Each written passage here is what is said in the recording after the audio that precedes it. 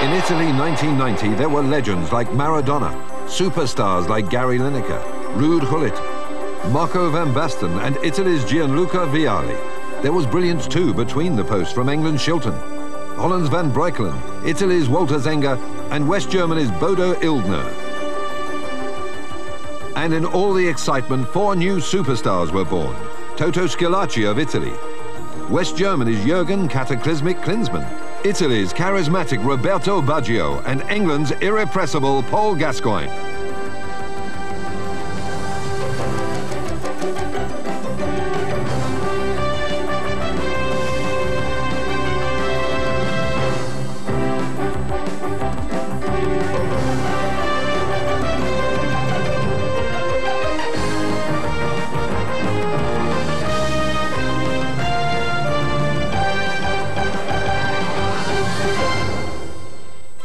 The 14th World Cup in the summer of 1990 in Italy kicked off a new decade of soccer in glittering style.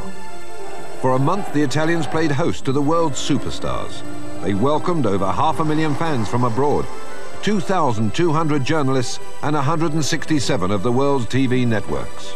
Star spotting was almost as popular as the games themselves, and not even the clergy could escape as soccer fever gripped the country.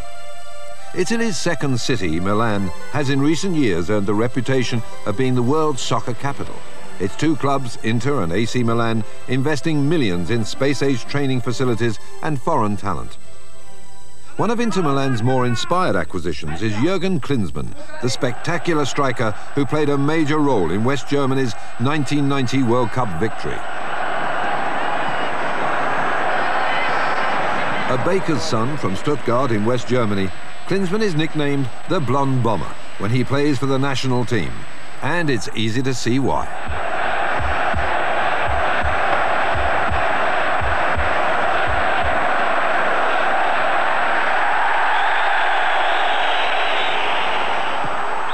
In Italy, they've nicknamed Klinsmann Cataclysmic. Cata means come catapult, come like an explode or exploding bomb, or I don't know. It's not a nice name. When we met the laid-back Mr. Klinsmann, he was enjoying his first season with Inter Milan and getting used to the Italian style of training. Here in Italy, for example, with Trapattoni, you practice a lot of things for the tactic and for the technique.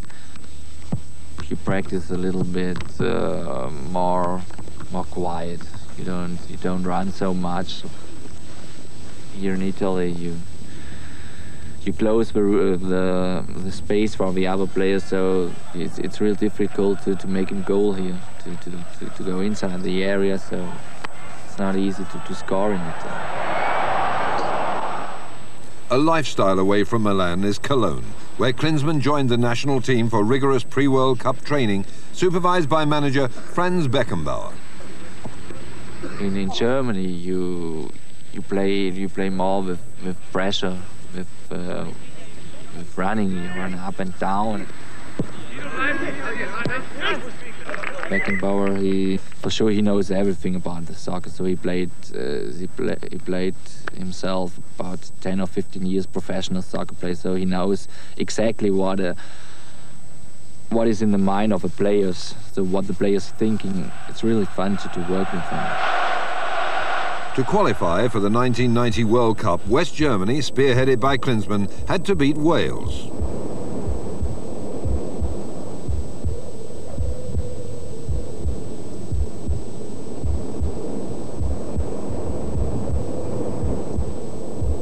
That night, Klinsmann worked hard, and although he didn't score a goal, he produced some brilliant moments.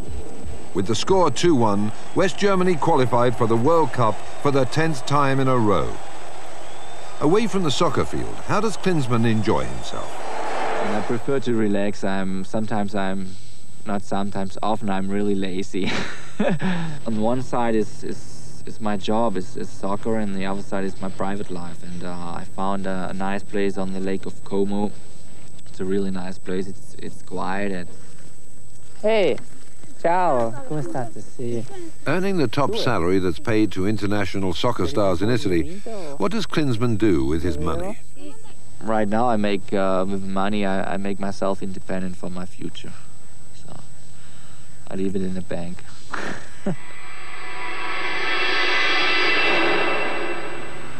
We caught up with one of Italy's most popular homegrown soccer personalities and leading national team strikers high in the hills above Genoa, the charming and disarming Gianluca Vialli.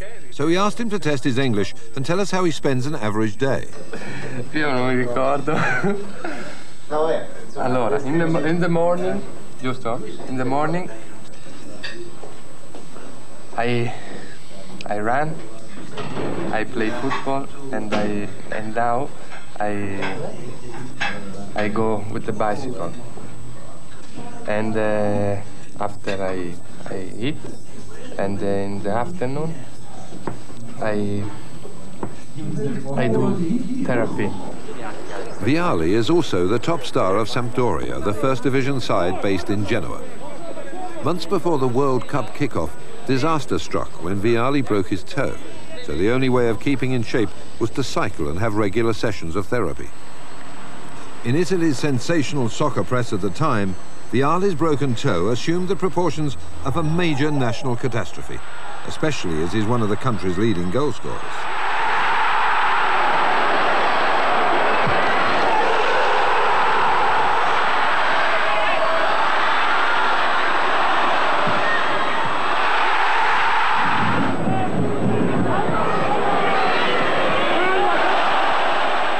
Well, you can't win them all.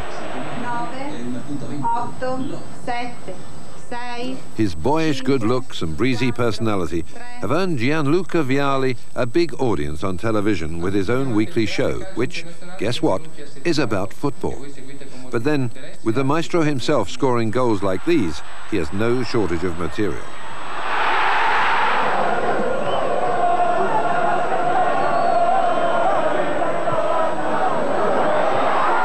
As popular with football fans as he is with TV audiences, Gianluca Vialli is perhaps the first of the new 90s-style soccer superstars.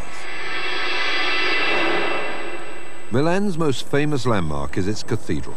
Running a close second, for soccer fans at least, is the Milanello, the headquarters of AC Milan, and superbly equipped, as general manager Signor Ramaccioni is only too proud to point out.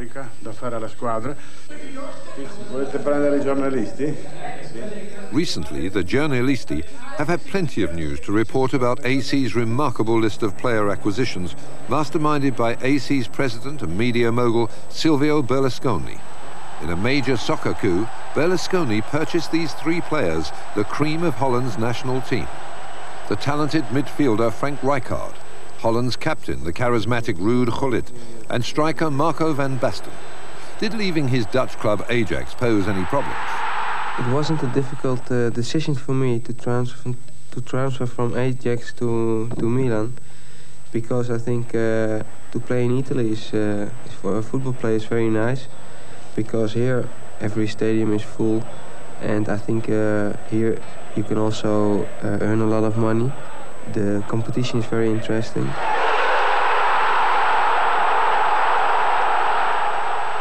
I think when you are going to a country where you have to work and where you have to talk with the people, I think it's necessary to learn first the language. Giallo, giallo. Tempo. 1, 2.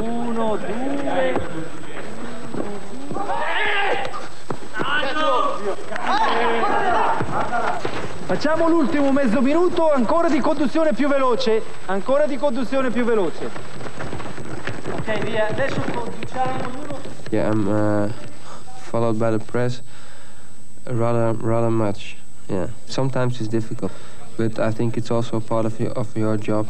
When you have time, okay, you can give the interviews without problems, but depends also how you're playing. So when you play well, okay, there are coming a lot of journalists after you. When you don't play very well, it's less. Holland reached the World Cup final twice, in 1974 and 78. Had they kept up the standard of their qualifying matches for Italy, they may well have done so again in 1990, for it was in these matches that Van Basten was seen at his best. Van Basten, all elegance and menace, is bang on target again.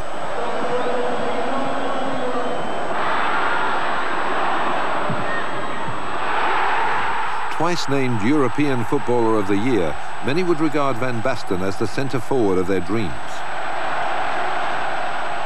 His 3-year contract with AC Milan earns Van Basten an estimated £30,000 per week, so he has plenty to smile about.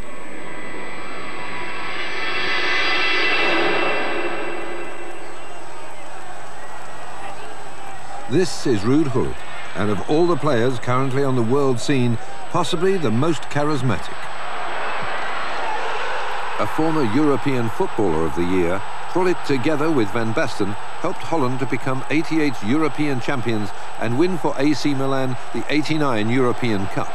But why leave Holland? And if you are already played here for 8-9 years, you want some adventure, and you can find it, abroad. As soon as Gullit signed for AC Milan, his dreadlocks started a whole new wave of Italian fashion. Cappellino di Gullit. 10 milioni il cappello di Gullit.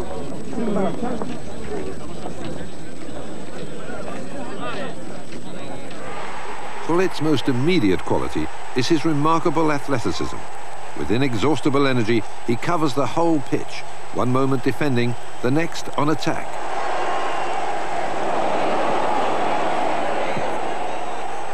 Gullit has terrific vision, a total awareness of where other players are, and is therefore able to deliver the ball with pinpoint accuracy. Gullit's soccer skills were first learned in the back streets of Amsterdam and spotted by Barry Hughes, former manager of Haarlem. It's always been in the history of good players, they've always started on the streets. Rudy used to play with Rijkaards, Frank Rijkaards. They used to come home from school, he used to tell me, and the first thing is to be street against street, and they had the champion street. And I went to his house once and we played in the street, and I played with them, and it was tremendous. They could do anything with a ball. When Rudy was 15 and 16, he was a very good player, and you could see his ability at that very young age. He was a good reader of the game, he was a big boy. There was something about him, when you saw him play, you couldn't take your eyes off him. He had something about his play. He could hit a good long pass, he was strong in the air, he was quick.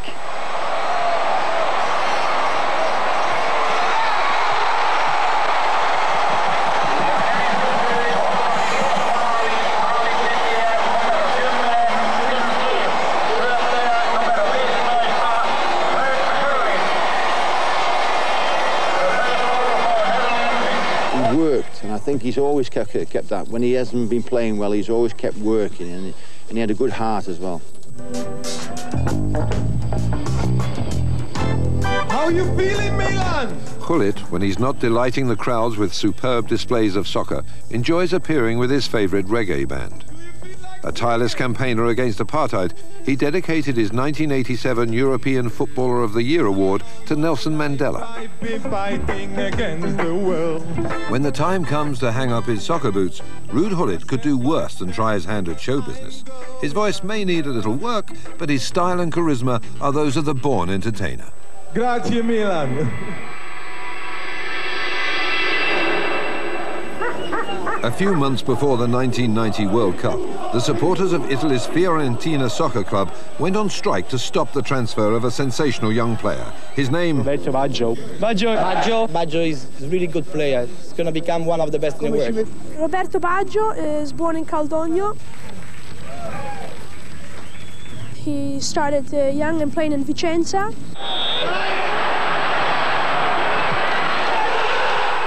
He has trouble here in Italy because since he's so good, lots of players knock him down and kick him. Here he is. Baggio. Wherever he goes, Roberto Baggio is mobbed by enthusiastic fans, many of them women. In the spring of 1990, rumours spread that Turin's mighty Juventus were out to bag Baggio. To Fiorentina's fans, it was like stealing the crown jewels, and watching Baggio in action, you could see their point. Baggio is fast and extremely skillful. He's at his best when given a free attacking role. Despite their protests, Fiorentina's fans lost the battle to keep Baggio. In May 1990, Juventus announced they had agreed to pay £8 million for Fiorentina's golden boy, a world record. Now Roberto Baggio faces the toughest task of all, proving he's worth it.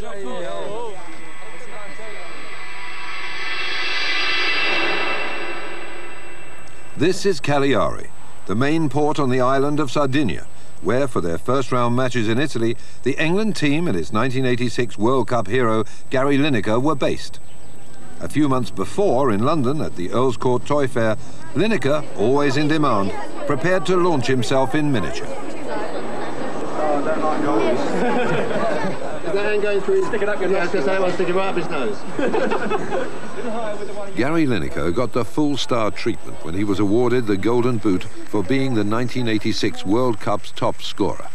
With 6 goals to his name, he transferred to Barcelona and then in August 1989 returned to England to join Tottenham Hotspurs. So how tough is it to stay at the top? When you've done well at international level and you've achieved a certain standard, that you're always expected to keep to those levels, and naturally that's always the hardest thing. Many consider Gary Lineker to be one of the world's greatest sportsmen. Why?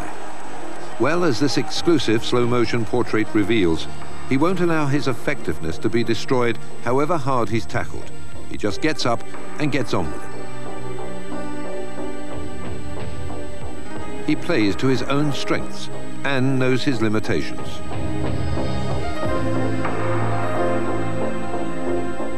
When he receives the ball, he lays it off to a teammate and then darts into one of the most dangerous positions to score and goes in for the kill.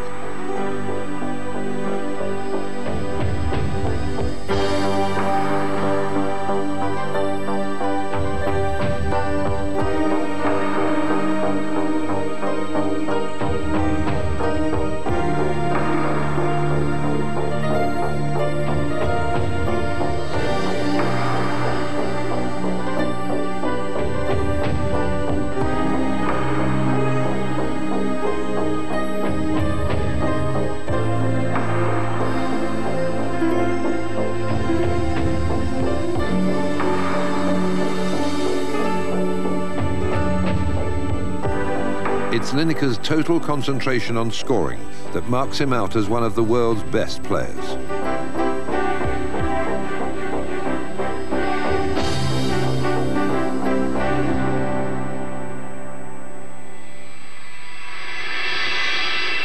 Gary Lineker's Golden Boot was, in 1990, awarded to a player who was born and raised in Palermo, Sicily.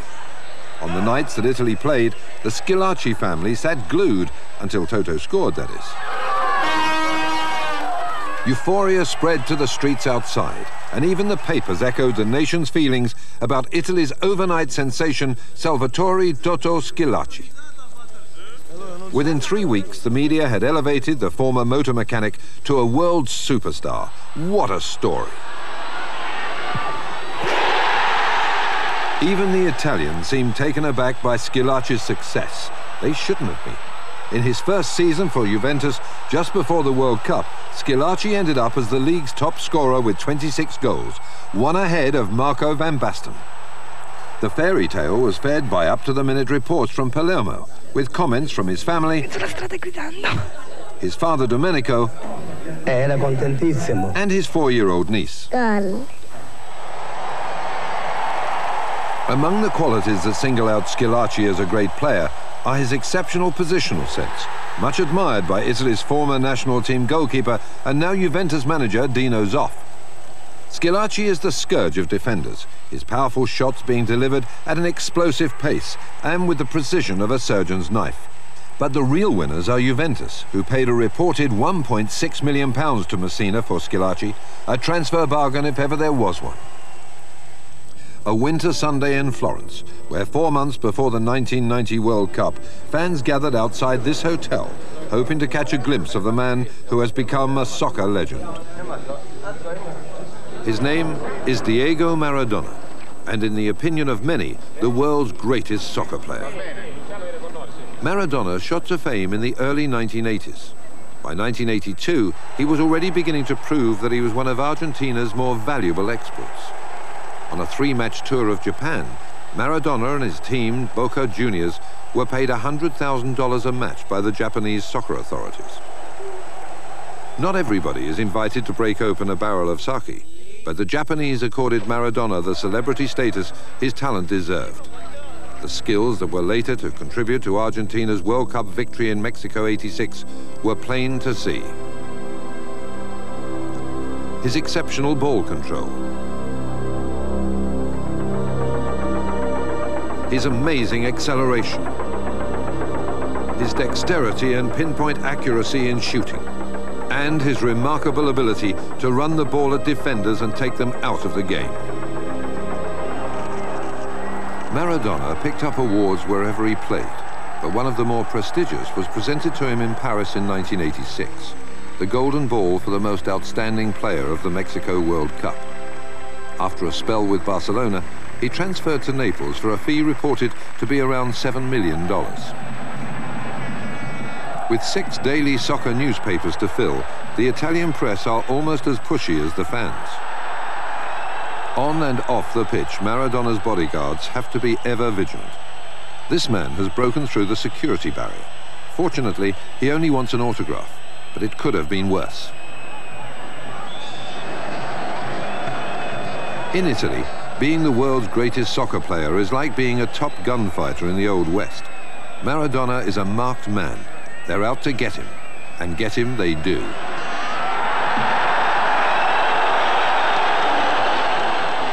Italy's soccer press often criticize Maradona for being standoffish. But when you are worth millions of dollars, personal security can be a big problem. So he often travels separately from the team. But even at midnight, he can't escape the prowling paparazzi who lay in wait for him at his hotel.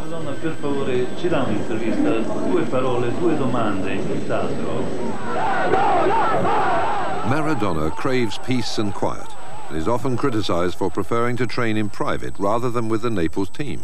But who can blame him? So while a genial mob of enthusiastic fans prepare to storm the villa walls, Maradona limbers up in private.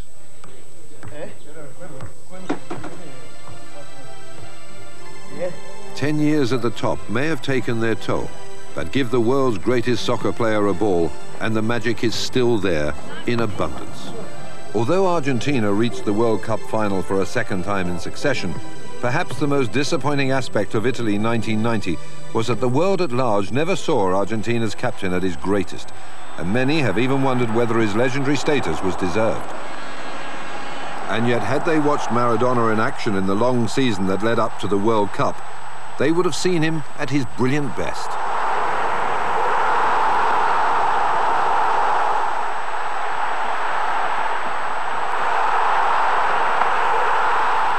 Given the strong support that Naples always provides, Maradona is unstoppable.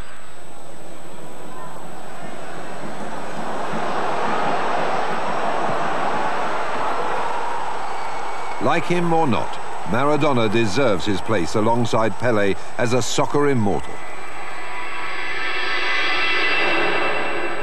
Luton Airport, July 8, 1990. Paul "Gazza" Gascoigne and the England team return home to a hero's welcome. Gazza had left for Italy as a player of international promise. He returned home a superstar. But then it was always on the cards that the cheeky young lad who joined Newcastle United as a schoolboy was going places. In those formative years, Gascoigne developed excellent vision of the game and good control, qualities that were later to pay off in some spectacular goals, which he celebrated with his own version of the soft shoe shuffle. A fast and fearless attacker, Gazza plays the game with passion, and it often lands him in all sorts of trouble, especially with referees who often mistake his audacity for rudeness, even belligerence, with inevitable consequences.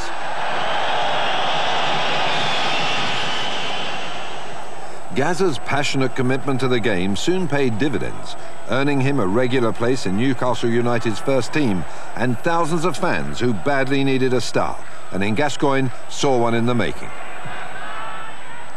One of Gazza's good friends at the time was Newcastle's captain Glenn Roeder.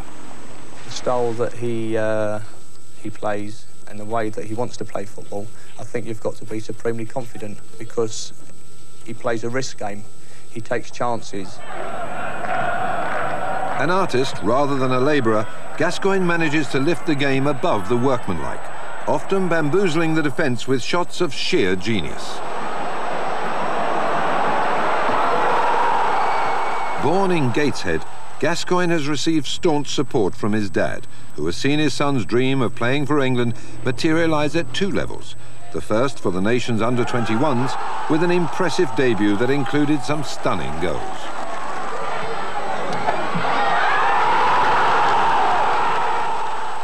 Gazza's biggest break came when he transferred to Tottenham Hotspur for a reported £2.1 million and found himself playing Newcastle in his first game for the high-profile London club. The match went well for Spurs, but for Gascoigne it was a strange ordeal, having to attack the side that had given him his biggest breaks, and he looked anything but comfortable. But there was no such conflict of emotion when Bobby Robson selected him to join the England squad. And while most players took this photo call seriously, Gazza, as always, saw the funny side of it. Gascoigne's highly developed sense of humour can at times be a minus rather than a plus point, according to Robson. I really like the lad. He's got a lot of talent. He's going to be a real good player if he can just stop being Jack the Lad on certain occasions. Paul Gazza Gascoigne can't help playing to the gods, and so far the gods have smiled back.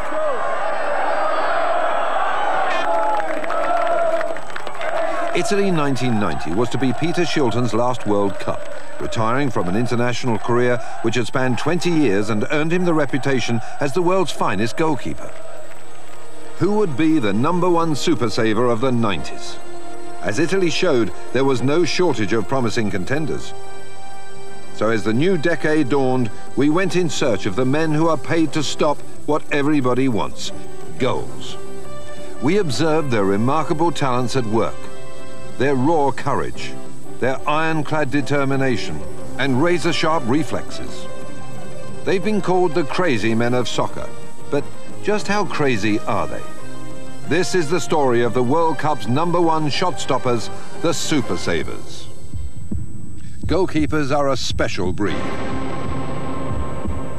and they require very special talents, like the ability to catch and keep the ball. It's known in the trade as having a safe pair of hands. They can turn defence into attack almost instantaneously. Goalkeepers require courage, lots of it, to throw themselves at the feet of attacking forwards.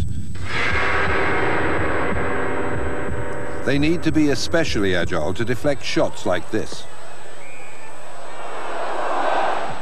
And to stop shots at close range, their reflexes have to be highly tuned. Judgment comes into it too, a world-class save by any standard. Goalkeepers need to be good communicators so they can direct their defenders. And finally, it helps to have luck. Plenty of it. In Holland, 15 kilometres from Eindhoven, lives Hans van Breukelen, considered by many to be one of the world's best goalkeepers. Long established as Holland's goalkeeper, Van Breukelen is one of the star players for the first division club PSV Eindhoven. In the year before the 1990 World Cup, he suffered a very serious knee injury, but courageously returned after 7 months. So what makes a good goalkeeper? You need a lot of experience. Of course, you need a lot of talent. It's always very important that you like training, because during a game you don't have a lot to do most of the time. So it's hard to prove yourself what your ability really is.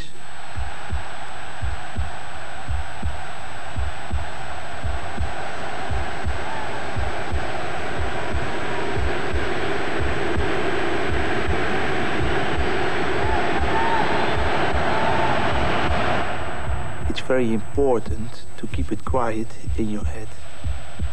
A good concentration and a good organization. Another thing as well, a lot of courage. And if you got a mix of that, I think you can talk about a good international goalkeeper.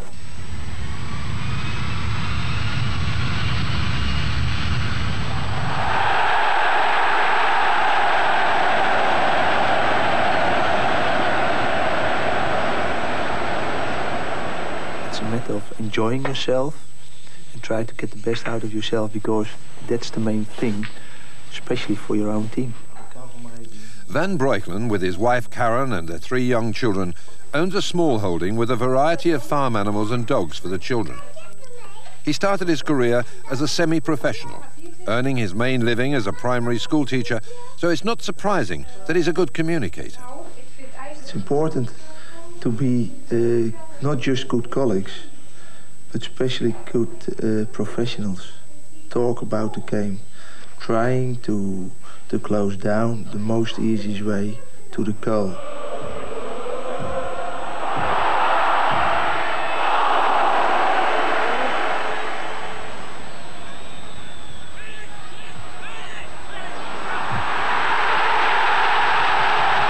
If I feel that I'm let down by my defense, then I think it's a good thing to talk about it after the game, not during the game.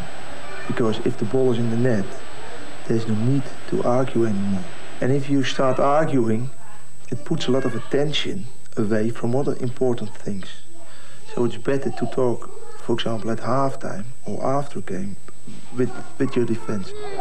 A devoted family man, what pressure does professional soccer put on Van Breukelen's private life? You are a lot of time away from home, but professional football players is a way of life, and the wife is used to it, and the children are. There are a lot of advantages as well. I mean, if daddy goes well with football, it's quite nice at home, and there are a couple of more things to do for them, and that's the way it goes. Thousands of miles away in Port of Spain, Trinidad, we caught up with a player who was at the beginning of his World Cup career. Tony Meola keeps goal for the United States of America.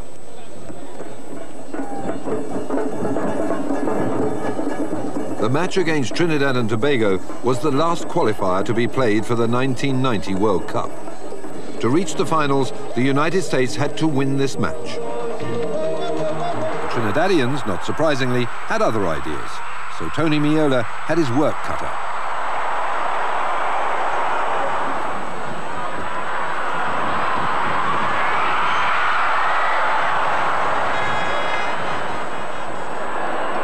After a fierce series of attacks which Meola coped with well, the United States saw red and retaliated. Paul Caliguri shot from 20 yards out, and the United States, for the first time in 40 years, had qualified for the World Cup finals. With the score 1-0, Tony Meola deserved all the praise he got. 3 months later, at Stanford University's stadium in Palo Alto, California, the United States met the Soviet Union in a friendly match as part of their training program for Italy. The Russians, World Cup qualifiers themselves, fielded a team of seasoned professionals. For Meola, it was a sobering experience. You know, they took advantage of us not being able to clear it, and they stuck us 3 times for it. And, you know, the first goal, the guy was so composed in the box. The guy drilled it through my legs. You know, not much I can do. Second goal I never saw until it was about 6 yards from me.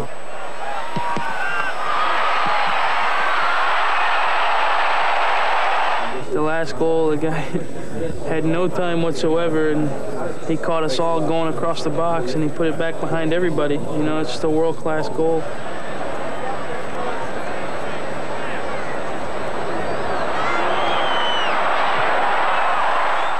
We're getting better, like I said, and you know, that's what we want to do right now. We want to get better.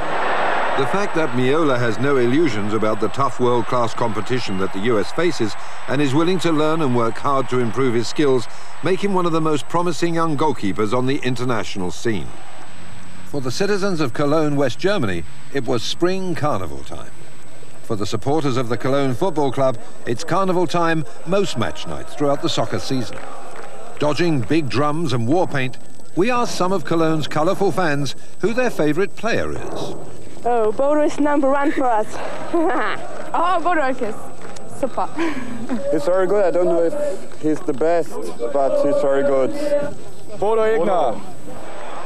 Bodo Illgner is West Germany's #1 national team goalkeeper and one of the youngest in Europe.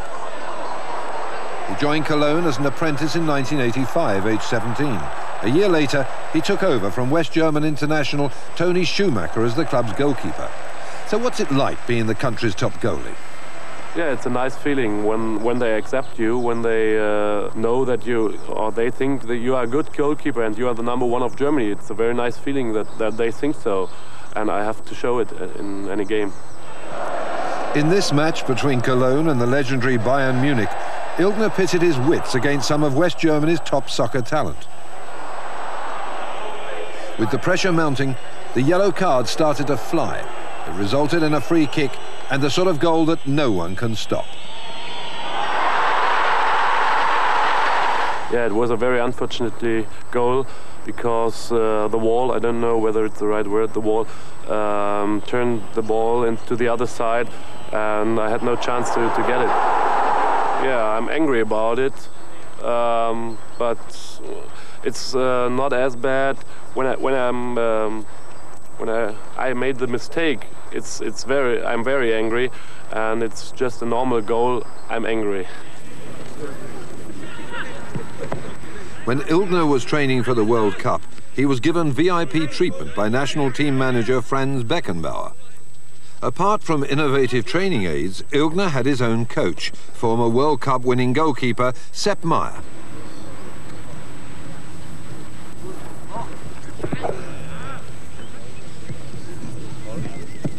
I'm just looking at me.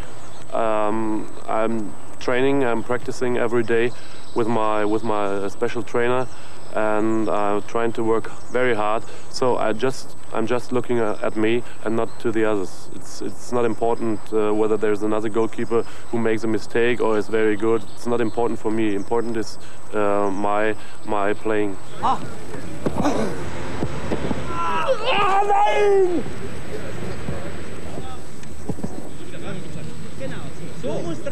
I'm quite calm, so maybe I have a mentally strength. I think these are important things for a goalkeeper. But after 90 minutes of total concentration and a huge expenditure of physical energy, even the young Illgner feels it. Yeah, after the match I'm very down, physically and mentally. Nobody believes when you say a goalkeeper is down after a game and loses 2 or 3 kilos. The match between Cologne and Bayern Munich ended in a 1-1 draw, but Illgner didn't let up for a second in his total command of the penalty area.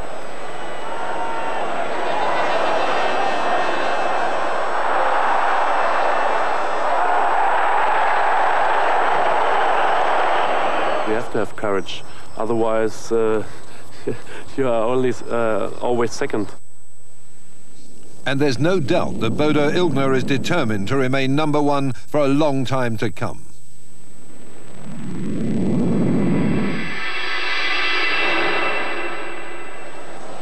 The recipient of an award naming him 1989's world's best goalkeeper is Italy's Walter Zenga. And it's easy to see why, as this exclusive slow-motion portrait reveals.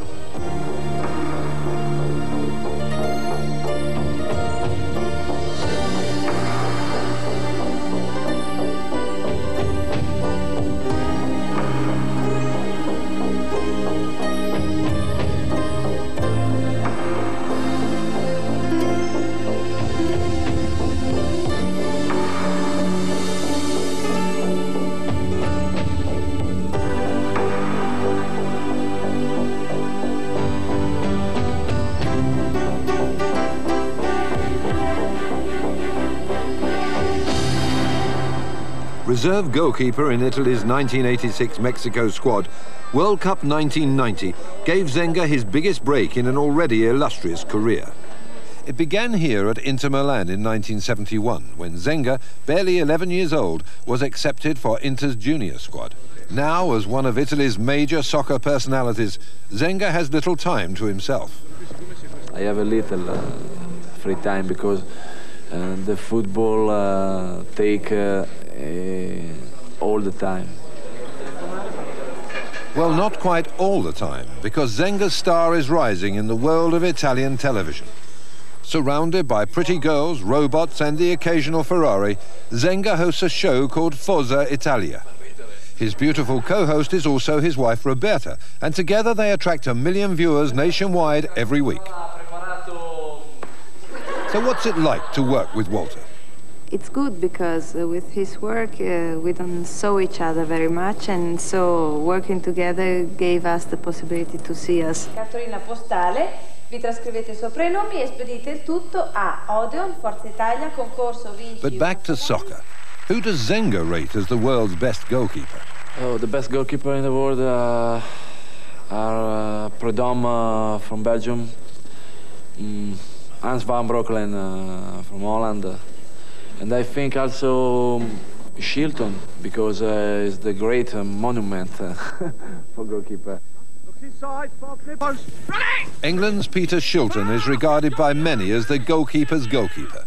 His classic style a model for others like Belgium's Michel Prudhomme. I don't like to come on the ground if it's not necessary, you know. I don't like to fly if it's not necessary. On this way, Peter Shilton is a goalkeeper who is, for me, an example, because he takes the ball very sober, very quiet, and he never falls if it's not necessary. I have always a great admiration for him. At the age of 40, Italy 1990 was Peter Shilton's 3rd World Cup. Why is it that goalkeepers often have a much longer professional soccer career than other players? Holland's Hans van Breukelen. When you're able to remain living for the game, I think you can become very old as a goalkeeper.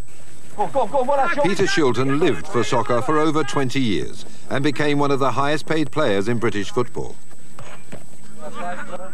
Belgium has many famous landmarks like the Atomium, the Grand Place in Brussels, and the much photographed mannequin Piss. Its most celebrated sportsman is this man, Michel Prudhomme, Belgium's national team goalkeeper and unofficial sporting ambassador. Prudhomme has a string of awards and citations to his name. Twice named Belgian Player of the Year and twice winner of the prestigious Golden Shoe Award. This night, at the Heysel Stadium in Brussels, Belgians were flexing their muscles in a pre-World Cup warm-up with Sweden, and Prudhomme displayed the skills that inspired Italian magazine readers to vote him runner-up to Zenga as the world's best goalkeeper.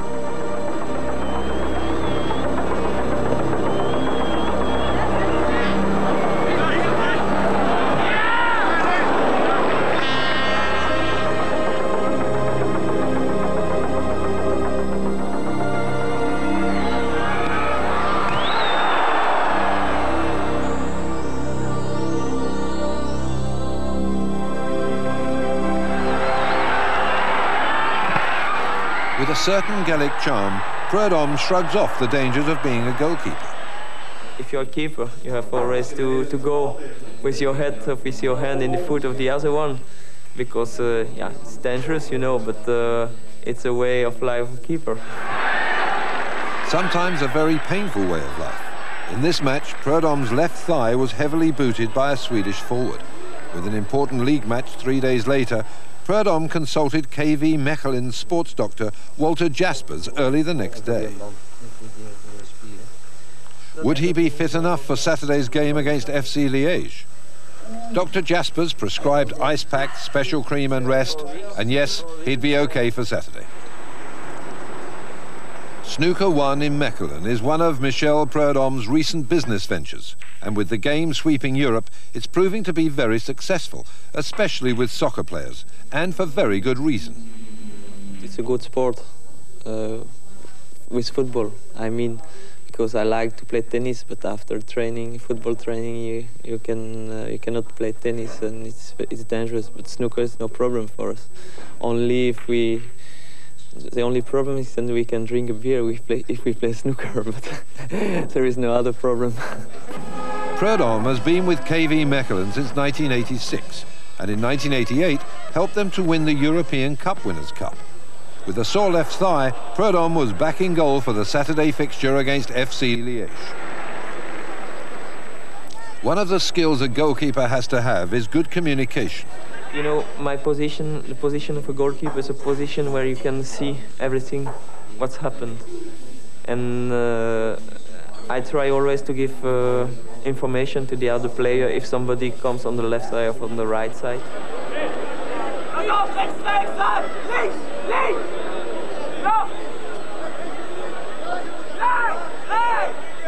One of the constant concerns of a goalie is keeping his self-confidence even if the game is going badly for him, as Prudhomme points out. If you are a goalkeeper and you lose your confidence, you cannot stop a ball. It's impossible. It's the same for each player, but it's worse for a keeper because you are the last one and you cannot make a fault. And if you have no confidence, you can be the best in the world, you never take a ball. Fortunately for Prudhomme, nothing happened in the match against FC Liège to remotely threaten his self-confidence. Far from it. Mechelen won 7-0, and Prudhomme, to say the least, was overjoyed. It's very difficult to say who is the best now, because at one moment is Peter Shilton and the other moment is Zenga.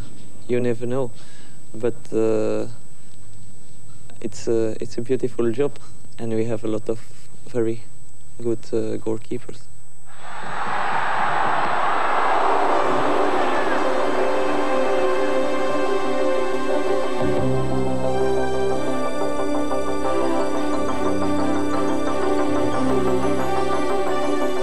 As the Americans prepare to host the 15th World Cup, remember, however well or badly your team does, don't shoot the goalie. He'll be doing his best.